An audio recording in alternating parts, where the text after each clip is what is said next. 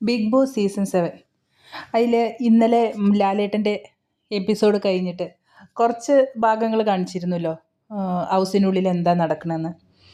അതിൽ അനിമോള് കാണിച്ചൊരു ചീപ്പ് കാര്യം നിങ്ങളെല്ലാവരും ശ്രദ്ധിച്ചിട്ടുണ്ടാവും എന്ന് വിചാരിക്കുന്നു. പക്ഷെ അതിനെക്കുറിച്ച് വീഡിയോ ഇട്ടിട്ടൊന്നും ഞാൻ അധികം ആരും കണ്ടില്ല. അതുകൊണ്ടാണ് ഞാനിപ്പോൾ വീഡിയോ ഇടാൻ കാരണം അന്ന് ആര്യനും ജിസയിലും ബെഡ്ഷീറ്റിൻ്റെ ഉള്ളിൽ വൃത്തികേട് കാണിച്ചു എന്ന് പറഞ്ഞിട്ട് അനിമോള് ലാലേട്ടൻ്റെ മുന്നിൽ അവതരിപ്പിച്ചിട്ടുണ്ടായിരുന്നു ആ കാര്യം. ലാലേട്ടൻ അത് നിഷേധിച്ചു. അങ്ങനെ ഒരു കാര്യം ഉണ്ടായിട്ടില്ല, ഞങ്ങളൊന്നും ക്യാമറയിൽ കണ്ടിട്ടില്ല എന്ന് പറഞ്ഞു. അപ്പോൾ അവിടെ ഉള്ളവരെല്ലാം അങ്ങനെ തന്നെ പറഞ്ഞു, അവർ നല്ല തിക്ക് ഫ്രണ്ട്സാന്ന് പറഞ്ഞു. ഇന്നലെ ലാലേട്ടൻ ചോദിച്ചപ്പോൾ ചിലർ പറഞ്ഞു ഞങ്ങൾക്ക് ചെറുതായിട്ടൊരു ലവ് ട്രാക്ക് പോലെ തോന്നുന്നുണ്ട് എന്നൊക്കെ പറഞ്ഞു. അപ്പോൾ ആര്യനാണെങ്കിൽ അവിടെയുള്ള പലരും പറഞ്ഞിട്ടുണ്ടായിരുന്നു, അങ്ങനെ ലവ് ട്രാക്ക് കാണിക്കാൻ എങ്ങനെ പറ്റുക, നമുക്ക് മനസ്സിൽ നിന്ന് വരണ്ടേ എന്നൊക്കെ പറഞ്ഞിട്ട് പലരും പല അഭിപ്രായങ്ങൾ പറഞ്ഞിട്ടുണ്ടായിരുന്നു. അതൊന്നും അല്ല ഇപ്പം ഞാൻ പറയാൻ വരുന്നത്. ഞാൻ പറയാൻ വന്നത് ഇന്നലെ ഈ എപ്പിസോഡ് കഴിഞ്ഞതിന് ശേഷം, ലാലേട്ടൻ്റെ എപ്പിസോഡ് കഴിഞ്ഞ് ലാലേട്ടൻ ഗുഡ് നൈറ്റൊക്കെ പറഞ്ഞ് പിരിഞ്ഞ ശേഷം കുറച്ച് സീൻ അവിടെ കാണിച്ചിട്ടുണ്ടായിരുന്നു. അതിൽ അനുമോള്, ആദില, നൂറ, ബിന്നി അവരെല്ലാം കൂടി ഇരിക്കുന്ന സമയത്ത് പറയുന്നുണ്ട്, അതായത് ജിഷിനും അഭിഷേകും ഔട്ടായി പോയല്ലോ, അപ്പോൾ അവരുടെ ബെഡ്ഷീറ്റ് ബ്ലാങ്കറ്റോ ബെഡ്ഷീറ്റോ എന്തോ അത് ബിഗ് ബോസിന് തിരിച്ചു കൊടുക്കുക, അപ്പം നമുക്ക് ആര്യൻ്റെയും എടുക്കണം, ഒരു ബെഡ്ഷീറ്റ് മതി അവിടെ, അങ്ങനെ എന്തൊക്കെയോ പറഞ്ഞിട്ട് ഇനി അവർ ബെഡ്ഷീറ്റിൻ്റെ അടിയിൽ കിടക്കണമെന്ന് കാണണം എന്നൊക്കെ പറഞ്ഞിട്ട് അവൾ അത് എടുത്തു വെക്കാൻ പോകുന്നുണ്ട്. അപ്പോഴേക്കും ആര്യം വന്നു, എല്ലാവരുടെയും ബെഡ്ഷീറ്റ് എടുത്ത് മാറ്റുന്നുണ്ട്. അപ്പോൾ ആര്യം വന്നിട്ട് പറഞ്ഞു, എന്തിനാ എൻ്റെ ബെഡ്ഷീറ്റ് മാറ്റിയിട്ട് എനിക്ക് വേണ്ടേ, എന്താണ് ജിഷിനും അഭിഷേകും അല്ലേ പോയി, അപ്പോൾ അവരുടെ അല്ലേ കൊടുക്കേണ്ടതെന്നൊക്കെ പറയുന്നുണ്ട്.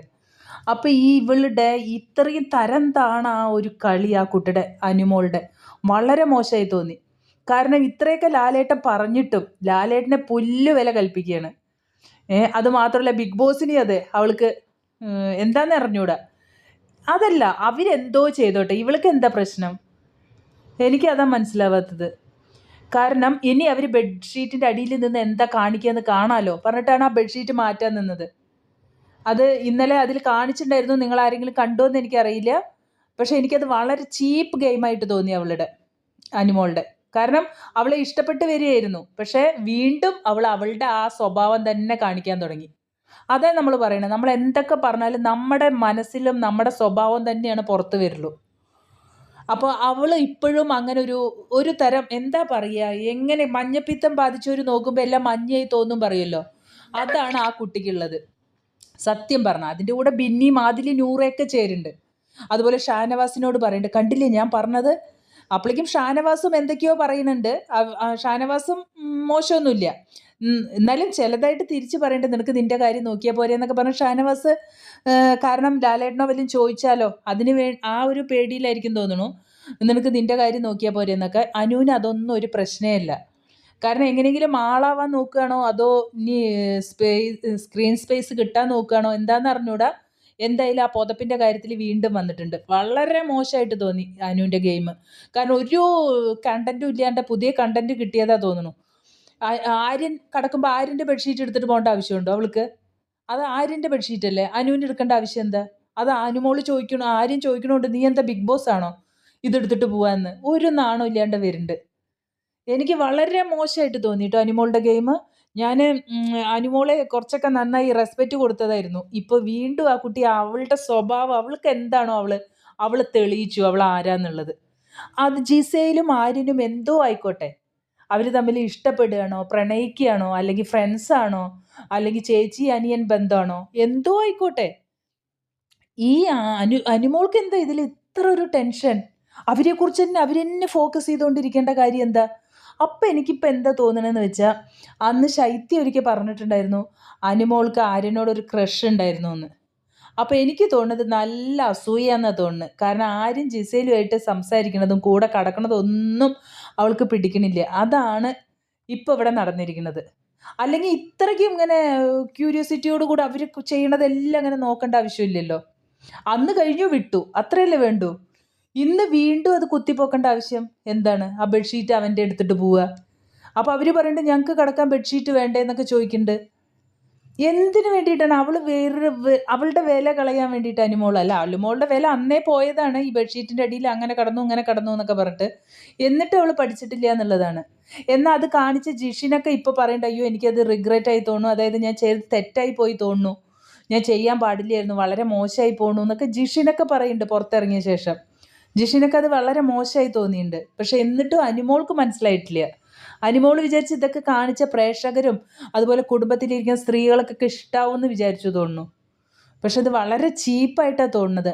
അവരെന്തോ ചെയ്തോട്ടെ, അവർ ഗെയിം കളിക്കാൻ വന്നവരാണ്. ഇവളെ പോലെ തന്നെ അവർക്കും അവിടെ സ്വാതന്ത്ര്യമുണ്ട് എല്ലാറ്റിനും. അതുപോലെ ആരിൻ്റെ ബെഡ്ഷീറ്റ് എടുക്കേണ്ട ആവശ്യമൊക്കെ അനുമോൾക്ക് എന്താ ഉള്ളത്? എനിക്കറിഞ്ഞൂടെ എന്താ ഈ കാണിച്ചു കൂട്ടണമെന്ന്. എന്തായാലും വളരെ മോശമായിട്ടുണ്ടായിരുന്നു ഇന്നലെ. അപ്പോൾ ആദില, നൂറ അവർ പിന്നെ പറയണ്ടല്ലോ, അവർ പിന്നെ വലിയ മാതൃകാ ദമ്പതികളായിട്ട് വന്നവരാണ്.